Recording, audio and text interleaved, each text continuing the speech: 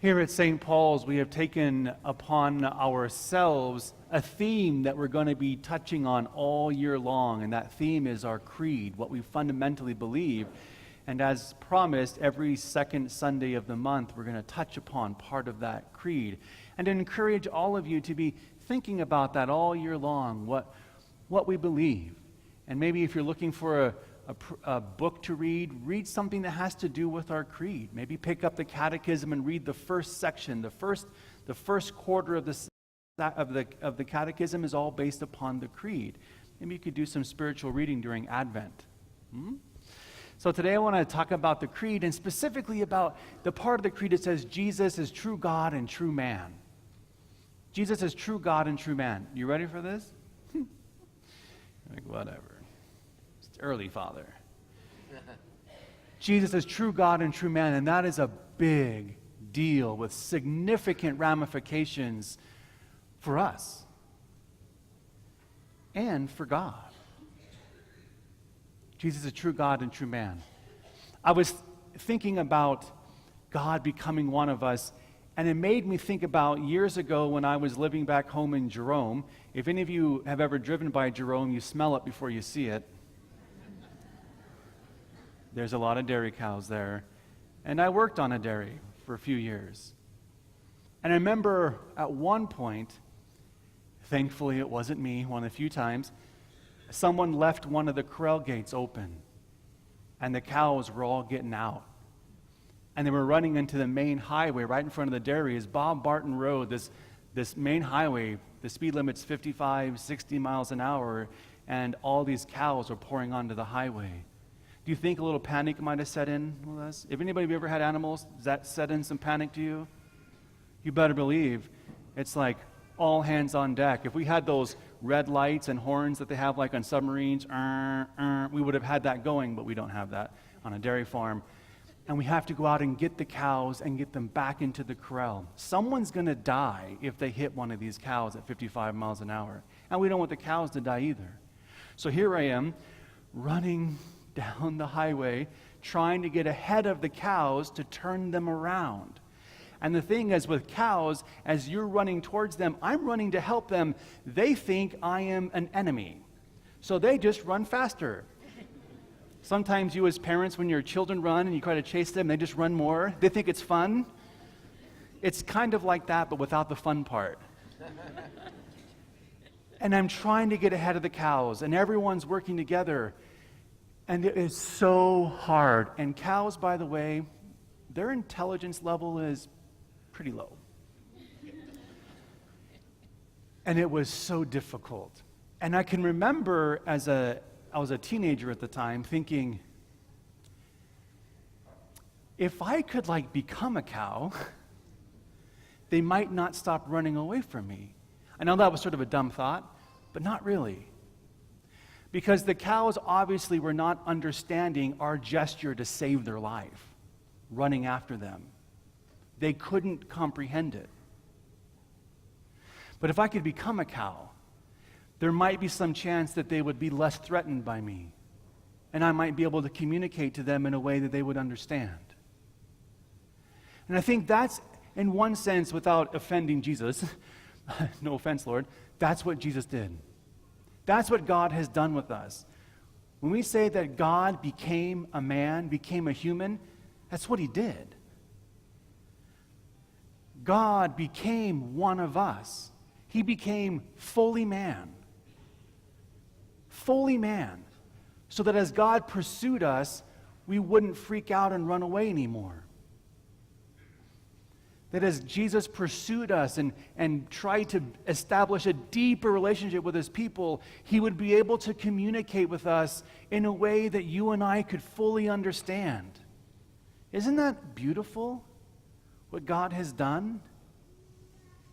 And then it makes me think of the question, if I had the power to really become a cow, would I? I mean, honestly, would I have really become that cow? And if I became that cow, I would have to be bound to the nature of a cow. I would allow myself to be limited by the intelligence, and I wouldn't be able to eat pizza anymore, watch football. I'd have to be stuck in the confines of a cow. Would I really do that? And that's what God did. He became fully man, which means God, who is so big and so infinite and so amazing, confined himself to a human body and a human nature, because God is so humble and he's so loving and he is so good that he was willing to do that. In scriptural language, they call that the great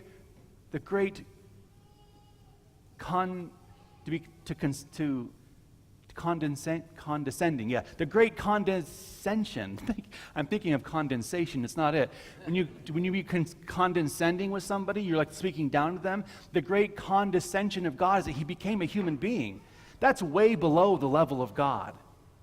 If you think us becoming a cow is bad, going from where God is at to us is a way bigger jump than us becoming a cow. Believe me. But he did it because God is love. And he so wants to save us that he's willing to become a cow for our sake. As the scriptures tell us, that famous passage, John chapter 3, verse 16, for God so loved the world that he gave his only begotten Son, that all who believe in him might be saved. And so he is fully God, but he becomes fully human. And in his becoming fully human, not only can he communicate to us in a way that we can understand,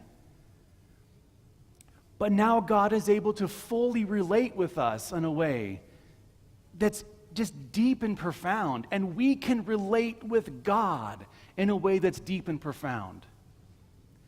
It's very tempting for us, isn't it, when we're going through a difficult time, some suffering, to begin to question God with a pointing finger and a glance that isn't so friendly. And to say, God, do you know what it's like? God, how could you? And if we think through fully the reality of God is being fully human, as the scripture says, Jesus experienced every temptation, everything, but he didn't sin, but he understands fully our human condition. Does God understand what it is to be poor?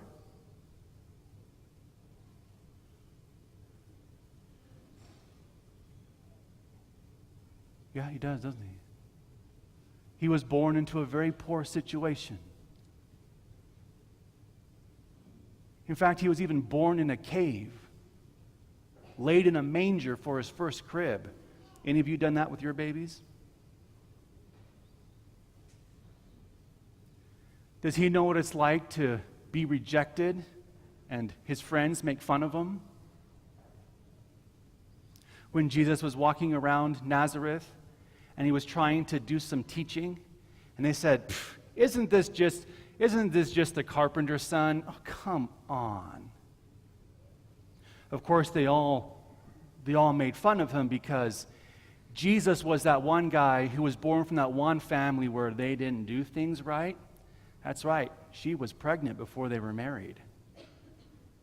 And they never forgot it. They were that family. Perhaps that's why there was no room at the inn.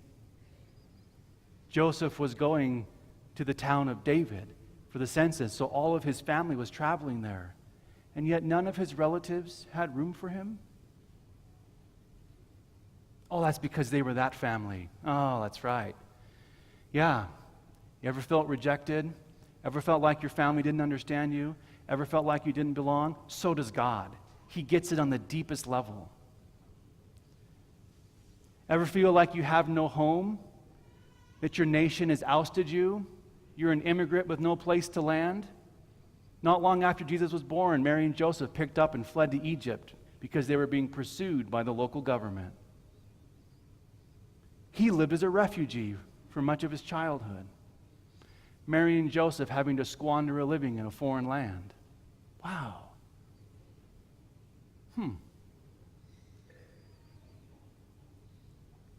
And then he grows up, and he begins to exercise his gifts in his ministry, and he's met with great success in many things. but that the very people, his very own people, turn on him. You know what it's like to have false accusations levied against you? Any of you ever had someone say something against you falsely? Someone brings something to a superior or a boss, and you even lost a job over something that was completely false? Jesus stood before judges, and they brought all these false accusations against him, and they condemned him to death on false charges. Yeah, I think he understands what you and I go through when life is difficult. Does Jesus know what it's like to go hungry? Yeah, 40 days worth. Does Jesus know what it's like to feel pain? Does he know what it's like to have a raging headache? Like you have a crown of thorns rammed into your head? Does he know what it's like to be shamed and abandoned, stripped naked in front of the vast crowd, and hung on a tree? Fully God, fully man, God now has experienced on every level the human condition. And he did that because he wants to redeem us. He loves us. He wants to run after us and say, don't be afraid. I'm here to save you. Don't run away. Don't be that cow that's running off. Oh, no, God, you can understand me. No, Lord, you can understand my pain. No, Lord, my sin is too big for you. No, Lord, you... What? Oh, no, he understands. He gets it.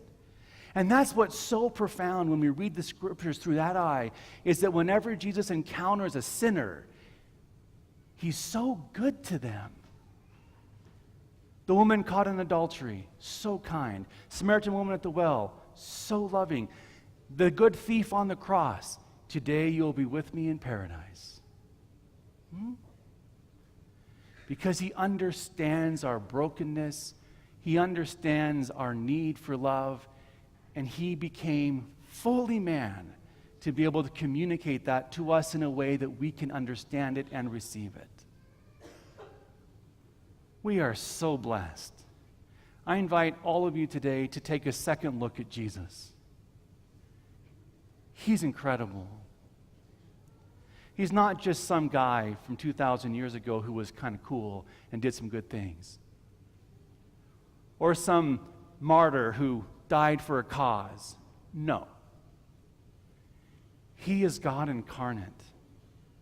Love itself with flesh put on it. Who is able to completely relate to your life and mine. And then here's the hard part for us. Is that body went to heaven in the ascension, and he breathed his spirit into the church, and he has called the church his body now, right?